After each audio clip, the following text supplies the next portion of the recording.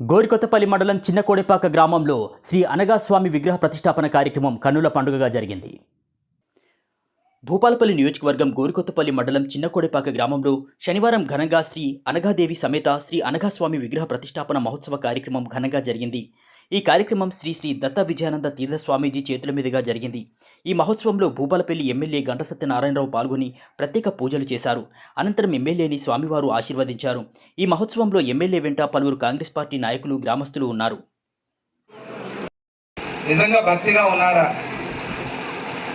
పరస్పరం సఖ్యత, సోదర భావంతో ఉన్నారా? గ్రామంలో మంచి పనులు చేస్తూ ఉన్నారా? పిల్లలకి బాగా చదువులు చెప్పుకుంటున్నారా?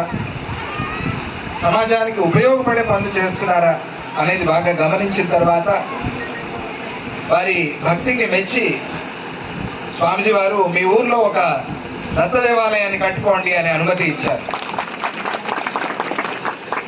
అనుమతి ఇవ్వటమే కాకుండా వరంగల్లో దత్తస్వామి పునఃప్రతిష్ఠ జరిగినప్పుడు అక్కడ ఏ విగ్రహాన్ని అయితే తీసి కొత్త విగ్రహాన్ని ఉంచారో ఆ తీసిన విగ్రహాన్ని మీరు ప్రతిష్ఠ చేసుకోండి అని కూడా స్వామిజీ వారు అనుమతి ఇచ్చారు.